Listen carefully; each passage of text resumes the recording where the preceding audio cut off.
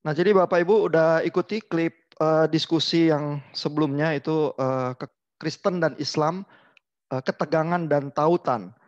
Ya, jadi terus Bapak Ibu juga udah mengomentari ya beberapa hal yang interesting yang kita bakal bahas ya siang ini.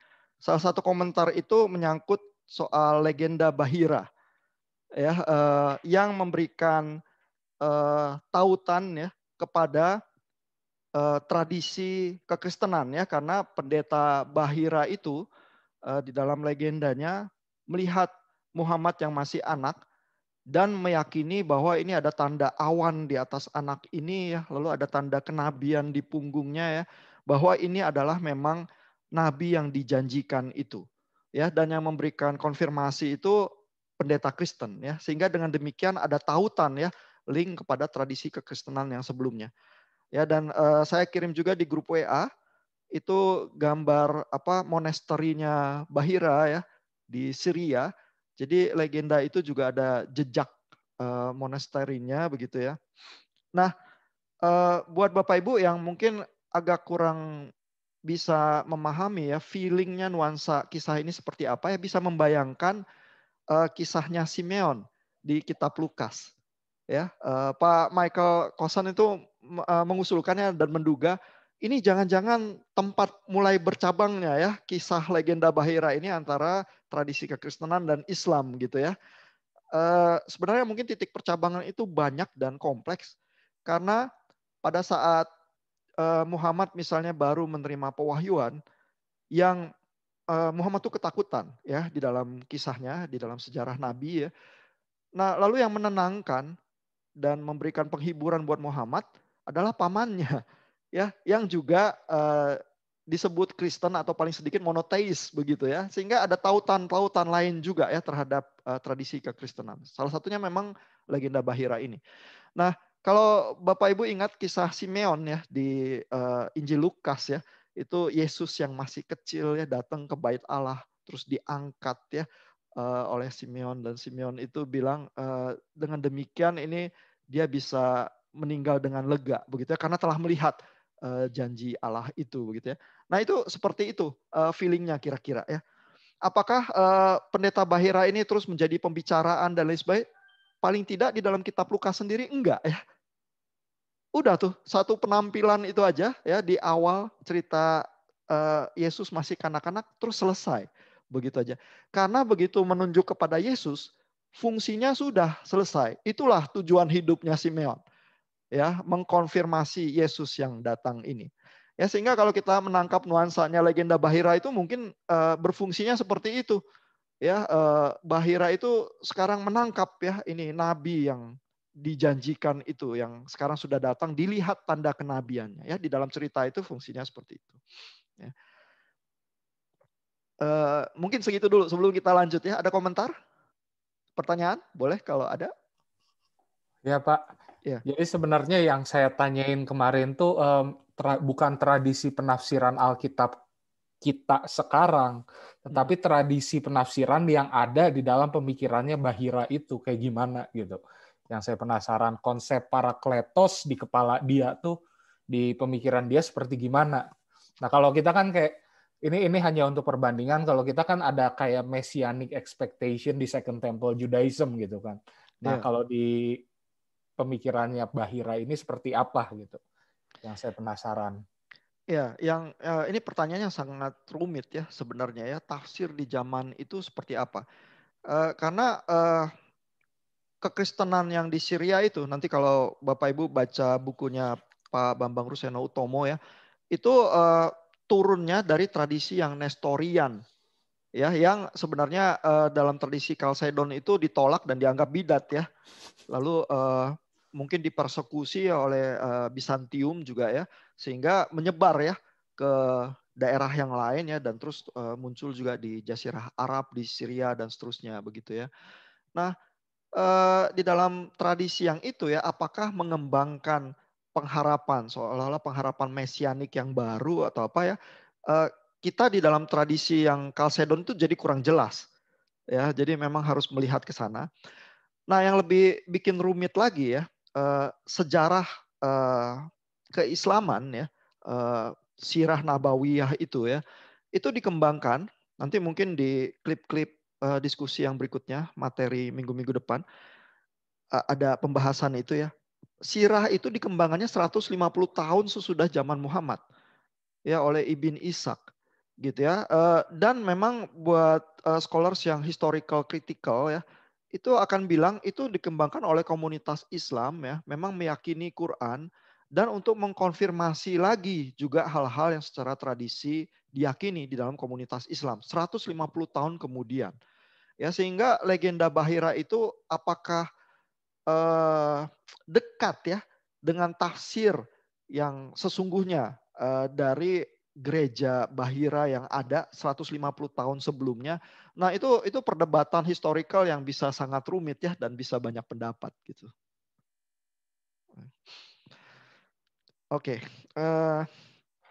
kita lanjut ke topik berikutnya ya yang juga disebut di texting yang menurut saya interesting untuk didiskusikan soal Parakletos ya. Saya boleh potong sedikit nggak, Pak? Boleh, silakan Pak. Saya nggak paham Iya. kenapa perlu pakai legenda Bahira ya kalau mereka di Sira sama di itu juga udah ada yang Parakletos itu ya, Pak ya? Oh, sorry, nggak jadi. Saya jadi baru nyambung. Saya nyambungin legenda Bahira agak mirip-mirip yang Parakletos. Agak mirip-mirip yang Parakletos itu kan, Pak? Legenda Bahira kan. Kalau ini Parakletosnya kan. Kalau legenda Bahira itu yang melihat tanda awan dan tanda kenabian di punggung itu ya. Kalau yang Parakletos itu koneksinya ke Yohanes itu ya yang memang. Tapi ini muncul memang di dalam tradisi sejarah Islam sih. Jadi ini semua muncul dalam kumpulan-kumpulan sirah nabawiyah juga begitu. Tapi legenda Bahira ngelihat ini sebagai Parakletos juga kan? Nah, di dalam tafsirnya bisa jadi ya arus-arus tautan itu tuh jadi menyatu ya. Tapi catatan-catatan memang dari literatur ya menangkap ada isu Parakletos ya. Ada isu yang disebut oleh Pak Yohanes Chin di texting itu soal bahwa sebenarnya nubuatan itu dari kitab Musa ya yang nanti menunjuk ada nabi yang sama seperti itu gitu ya. Tapi itu kan jarak waktunya lebih jauh lagi ya. Sehingga yang sering dibicarakan karena kalau pendeta Bahira itu ya pada zaman sekitar munculnya Islam itu ya. Sehingga tautannya tuh lebih dekat secara historical. Kalau Parakletos kan berarti tautannya ke kitab Yohanes ya. Itu berarti abad pertama ya. Itu jaraknya udah 600 tahunan begitu ya. Tetapi memang berarti pemaknaannya terhadap Parakletos itu seperti apa? Begitu ya. Dan Manikianisme Mani juga udah mengklaim itu ya bahwa itu menunjuk kepada dia begitu ya.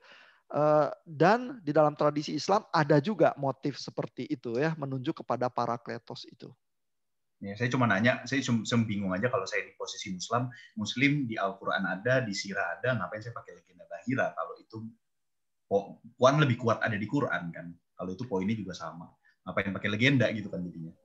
Di Quran enggak, Parakletos dan legenda Bahira itu munculnya di Sirah ya, tapi masalahnya adalah di dalam pemahaman Islam ya, sirah, Quran, dan hadits itu 3 serangkai. Nggak terpisahkan. Oh, Kalau berarti legenda Bahira itu ada di sirah? Iya. Oh, saya dari tadi itu pahamnya itu legenda tuh ya kayak cuma legenda gitu. Ngapain kan nggak ada bobotnya. Tapi kalau ini ada di sirah saya bisa paham. Sama gitu ya Pak ya? Nggak satu lebih tinggi dari yang lain atau melengkapi gitu ya? Satu kesatuan. Betul. Jadi di dalam tradisi pemahaman Islam itu nggak ada seperti nuansa sola scriptura seperti orang Kristen ya. Pokoknya kita Alkitab aja. Ya itu nggak ada ya. Dan itu kan cuman mungkin setelah zamannya Luther ya lebih fokus seperti itu ya. Nah kalau di Islam tiga-tiganya ya. Dan mungkin legenda itu ya adalah kalau scholars memang membahasakan itu ya sebagai untuk menandai itu bukan historical seperti yang kita bayangkan historical modern sekarang, pakai istilah legenda. Tapi legenda atau mitos itu tuh bukan dimaknai sebagai cerita bohong, ya itu cerita yang bermakna menunjukkan bagaimana origin dari permulaan dari sesuatu hal ya, dalam hal ini adalah permulaan Islam begitu ya. Sehingga kita tuh bisa melihat mengapa Islam ada dan bagaimana kita harus hidup begitu. Itu legenda bukan artinya cerita bohong ya. Cuman kalau kita baca di textbook dan lain sebagainya memang Bahira itu disebutnya legenda karena memang bukan dari Quran. Ya. Oke, ada pertanyaan lain? Nggak apa-apa, ini memang biasa ya, kebingungan semacam ini kalau kita bersentuhan biasa sih. Pak, Ya. saya mau nanya, kan yang kemarin di videonya itu kan dibilang iya sirah Quran sama hadis ya. Lalu sirah itu kan sejarah Nabi ya, tadi kayak legenda itu masuk ke situ ya. Lalu hadis itu catatan-catatan tentang ucapan Nabi yang bisa ditelusuri lewat sumber terpercaya. Kalau Quran itu sebenarnya Pak inti isinya apa sih Pak? Saya belum pernah baca. Kalau Quran sendiri maksudnya kayak peraturan-peraturan gitu kan? Iya, nanti di dalam pelajaran ini satu semester di dalam kelas kita juga pelan-pelan baca kan, ada surah-surah yang kita jadwalkan untuk kita baca ya, nanti bisa merasakan sendiri ya baca Quran. Paling tidak terjemahannya ya, karena kan kita memang nggak belajar bahasa Arab. Nah biasanya di surah-surah yang Mekkah ya, isi Quran itu adalah kalimat-kalimat langsung. Ya sama seperti mungkin kalau kita baca padanannya di kita adalah surat-surat nabi-nabi kali ya. Kalau baca Yeremia, Yesaya, Yehezkiel lebih banyak kalimat langsungnya dibanding narasinya.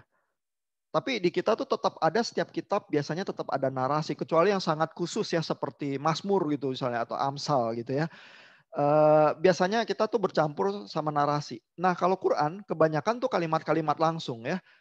Bapak Ibu udah merasakan misalnya yang ayat tentang Zainab itu ya di situ ya, juga kalimat langsung begitu ya.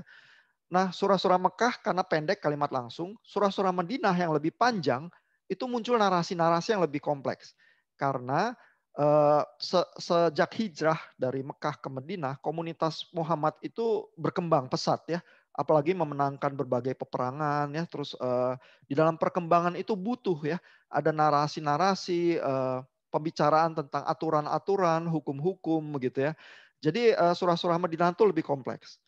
Nah nanti seberapa ya nanti bisa dirasakan sendiri. Tetap nuansanya terasa berbeda dengan Alkitab yang lebih banyak narasi ya.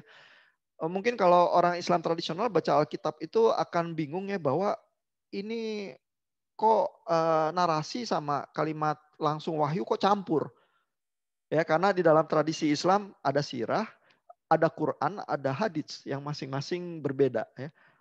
Cuma kalau orang Islam awam mungkin juga campur jadi satu ya, karena itu munculnya terasakannya di dalam kehidupan sehari-hari sebagai aturan-aturan ya, hukum syariah yang sudah terkristalisasi dari sirah, Quran dan hadits itu ya. Misalnya cara sholat tuh seperti apa sih, itu udah dikristalisasi itu di dalam mazhab tertentu ya, Syafi'i atau tergantung ya di komunitas yang mana gitu ya.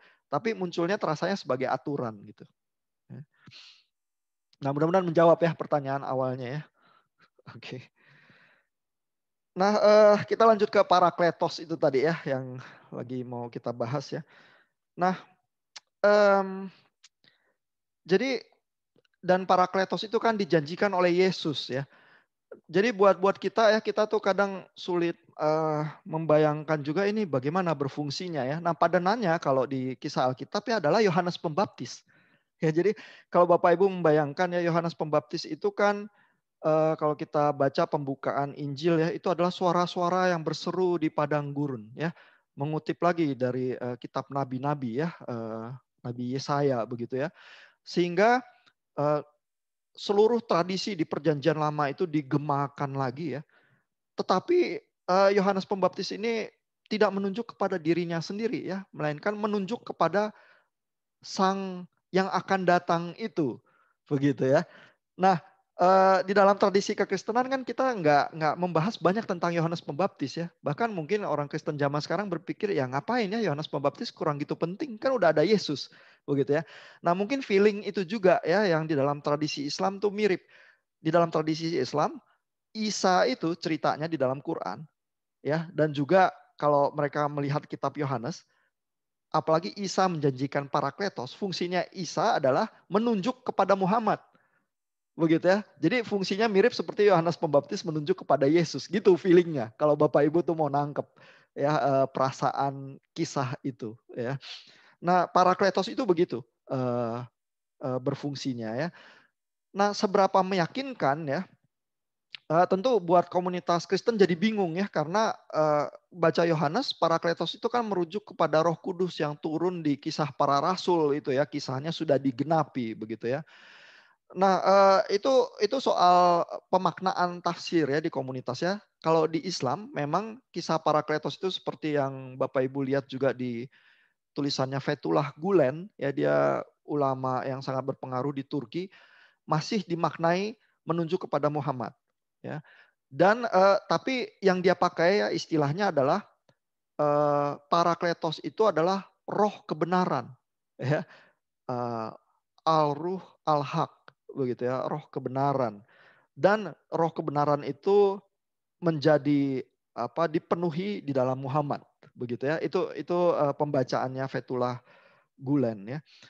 Nah, kita lihat sendiri ya di Injil misalnya ya, kalau Bapak Ibu baca ada kisah ya, saya lupa alamatnya ya. Yesus itu dipertanyakan ya, karena kita harus bayangkan juga ya, Yesus ini siapa? Ya, dia tuh dari Nazaret ya, itu kota bukan tempatnya datangnya nabi gitu ya.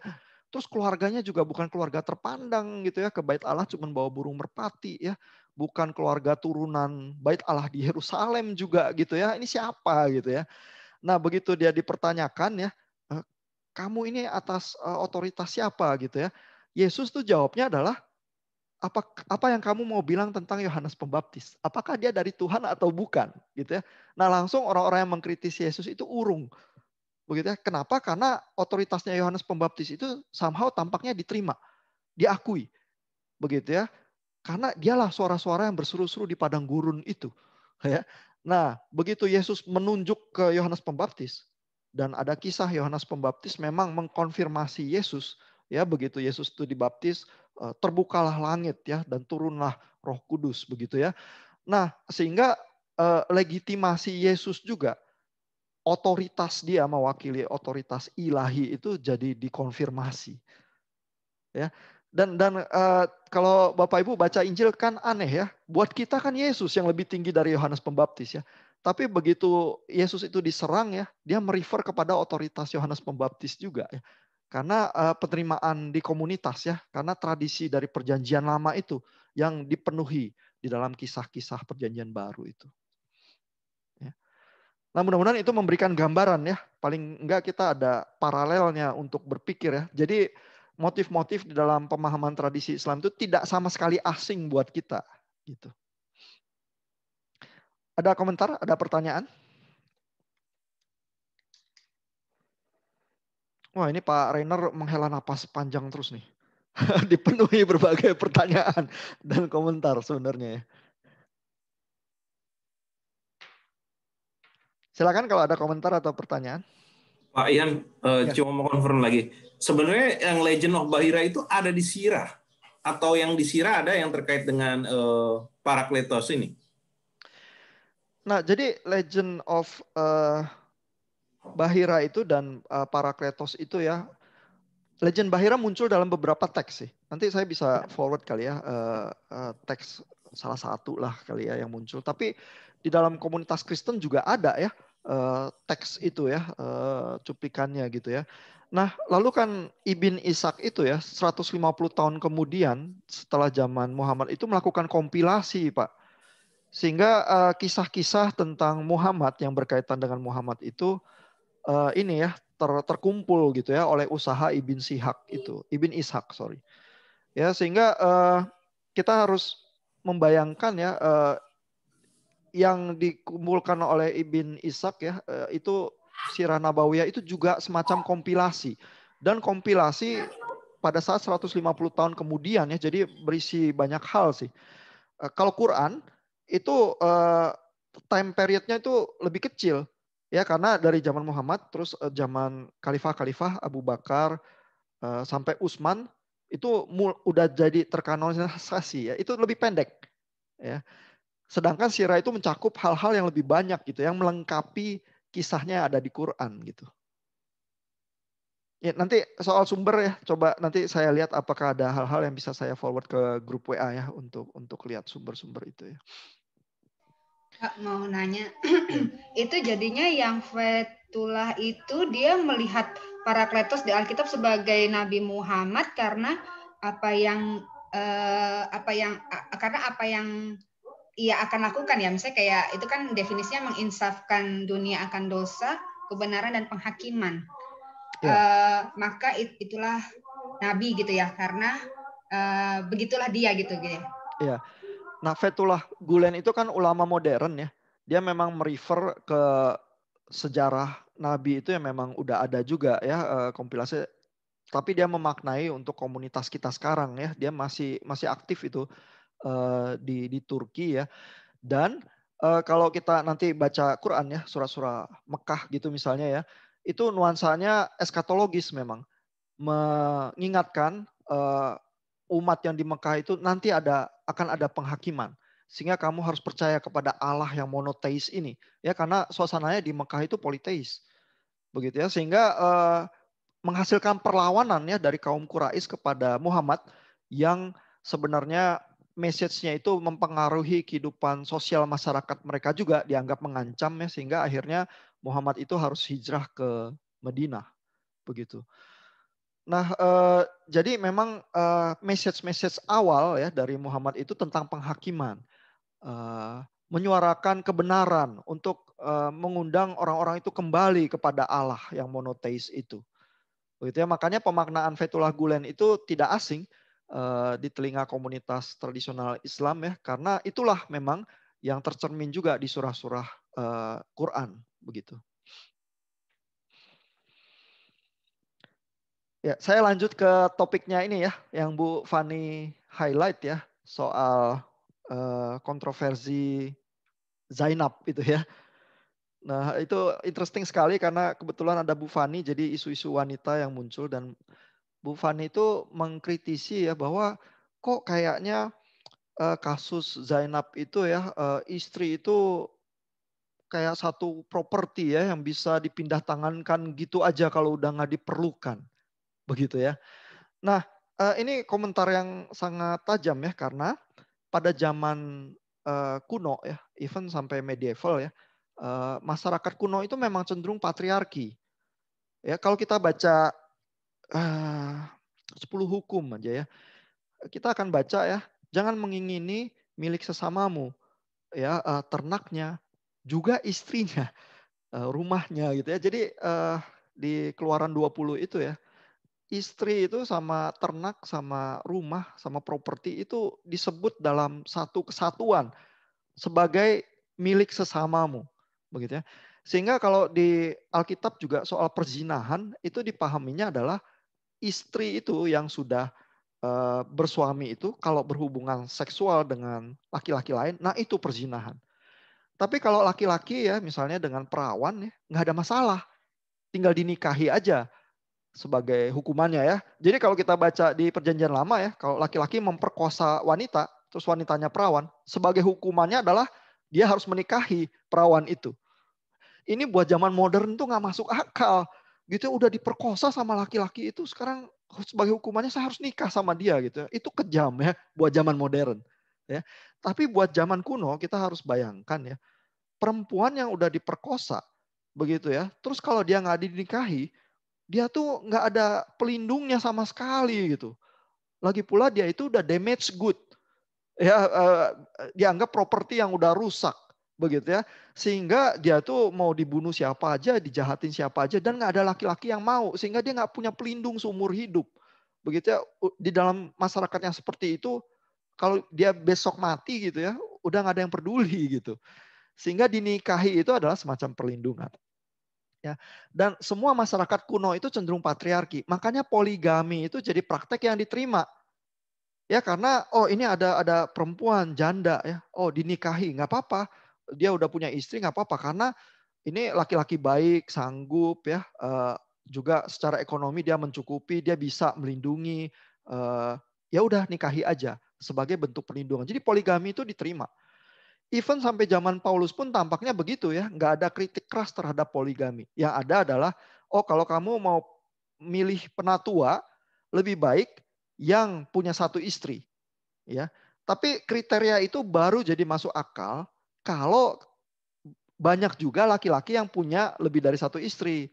Sehingga dipasang kriteria ya, oh kalau kamu khusus mau jadi penatua ya, lebih baik yang punya satu istri. Gitu ya. Karena poligami itu diterima.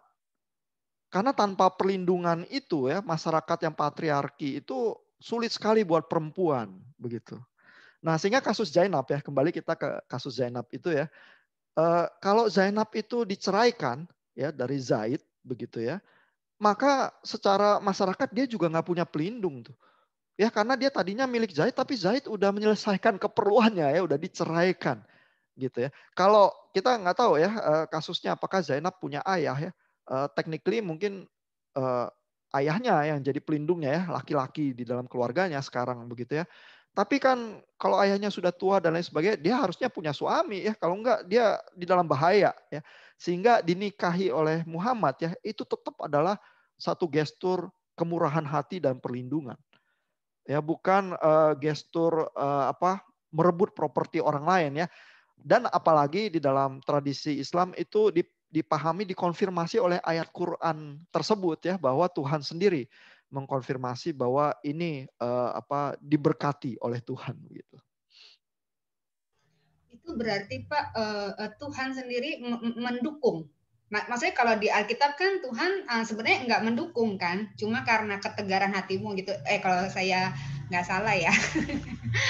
Maksudnya yang saya pertanyaan juga, oh berarti Tuhan tuh mendukung. Apalagi ayat itu kan sebenarnya kan dikatakan itu supaya jadi kayak apa ya, bisa diteladankan lah ya ke depannya gitu, sehingga orang juga bisa berbuat yang sama. Nah itu apakah itu juga kontekstual sampai sekarang, padahal udah konteksnya kan udah beda nih gitu.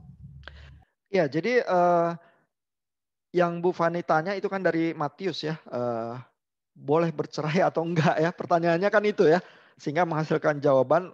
Kan Musa keluarin surat cerai ya, jawabannya adalah surat cerai itu dikeluarkan Musa karena ketegaran hatimu, begitu ya. Karena secara konsep harusnya kalau yang dipersatukan Allah tidak boleh diceraikan oleh manusia ya. Matius nuansanya tuh seperti itu. Tapi nuansanya ayat Quran yang tentang Zainab itu ya adalah ini udah diceraikan. Boleh nggak menikahi ya? Dan itu jadi kontroversi ya karena ini tadinya milik orang lain, tadinya ya, dan ayat itu mengkonfirmasi boleh karena itu menunjukkan kemurahan hati ya, dan boleh diteladani juga begitu ya. Ayat itu tuh nuansanya beda sih Bu. Bukan perceraiannya yang dipermasalahkan, melainkan pernikahan dengan Zainabnya itu yang dikonfirmasi. Ya. Berarti kedepannya apapun ininya ya, yang jelas dia janda lah gitu ya. Berarti menikahi janda gitu ya. Betul, betul. Dan ini kan kebetulan alasan. Jadi kontroversi karena itu anak angkatnya sendiri ya. Jadi kok merebut properti dari anak angkatnya? Oh itu masyarakat kuno pun nggak bisa menerima ya, terutama masyarakat kuno patriarki nggak bisa menerima, sehingga kontroversi, sehingga muncul ayat ini ya mengkonfirmasi Muhammad ya. Pak. Iya Pak. Mau nanya sekalian, ada satu pemikiran gitu. Ya.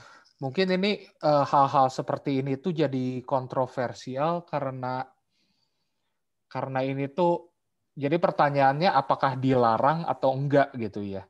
Dan Betul. kalau dilarang terus misalkan Muhammad masih melakukannya, berarti dia ya melakukan sebuah dosa gitu kan.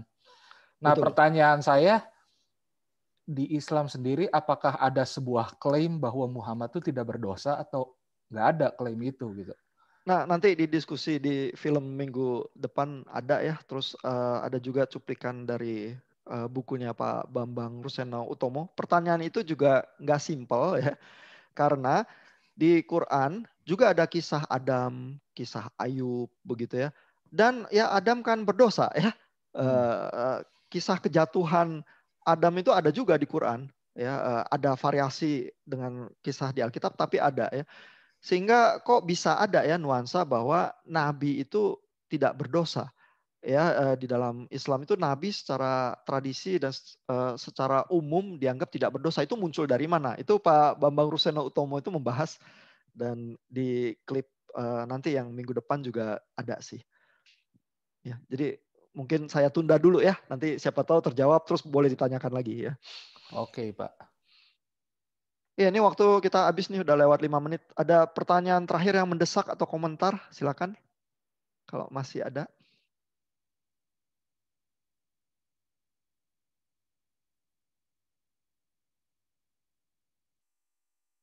Ya, kalau nggak ada berarti kita sampai sini dulu ya. Kita pelan-pelan nikmati perjalanan kita 1 semester ini ya.